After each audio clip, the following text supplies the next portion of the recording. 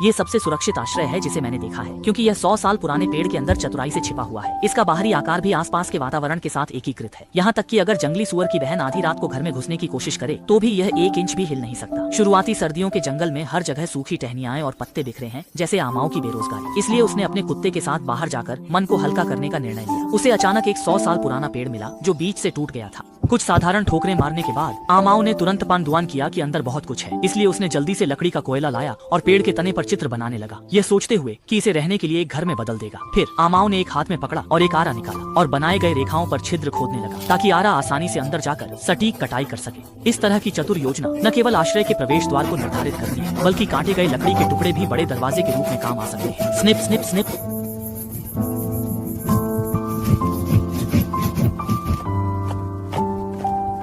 जब उसने भारी लकड़ी के टुकड़ों को उठाया तो अंदर की स्थिति आमाओं की कल्पना के अनुसार थी। लकड़ियों को साफ करना था, दरवाजा काटा जा सकता था जिससे भूमिगत आश्रय विकसित हो सके। मिट्टी के कारण खुदाई आसान थी, जड़ें मोटी थीं, जिससे परेशानी हुई। इन जड़ों को साफ करने में समय लगा। ये लड़का कारीगर है और उसने प्रयास से गड्ढा खोद लिया। इसमें एक कमरा होगा जो उसे और उसके कुत्ते को रहने के लिए पर्याप्त होगा। चूल्हे की जगह तय कर दी। इन उलझी हुई पेड़ की जड़ों को साफ करने में बहुत समय और ऊर्जा खर्च हुई। यह लड़का कारीगर है। उसने गड्ढा खोदा जिसमें कमरा हॉल है जो उसके और कुत्ते के लिए पर्याप्त है। ठंड के लिए आमाओं ने चूल्हे की जगह तय की। तापमान 0 से नीचे है, चूल्हा जरूरी है। योजना के बाद आमाओं ने चिमनी मापी और तना रखा। धुआं रोकने के लिए आमाओं ने खोखला तना सुरक्षित किया, क्योंकि तापमान 0 से नीचे जा चुका है। केवल लगातार गर्म रखने वाला चूल्हा ही सुनिश्चित कर सके कि वह रात आराम से बिता सके। योजना पूरी करने के बाद आमाओं ने धुएं के चिमनी की स्थिति को सावधानी से मापा और एक लकड़ी का तना निर्धारित स्थान पर रखा। फिर उसने लगातार नीचे की ओर जोर से ठोकरें मारना शुरू किया, जब तक कि यह चूल्हे के अंदर नहीं पहुंच गया। इस तरह धुएं की समस्या आसानी से हल हो गई।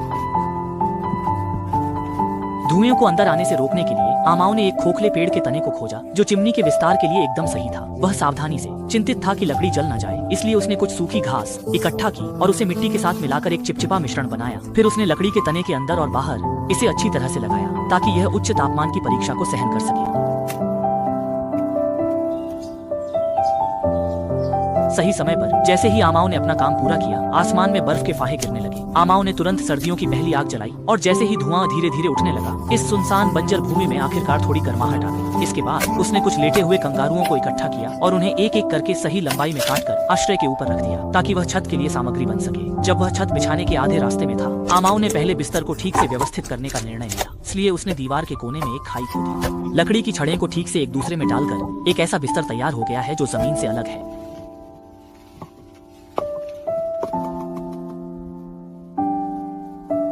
छोटी सी आराम के बाद आमाओं ने छत बनाने का काम जारी रखा। लकड़ी के बीच की दरारों को मिट्टी से भरा गया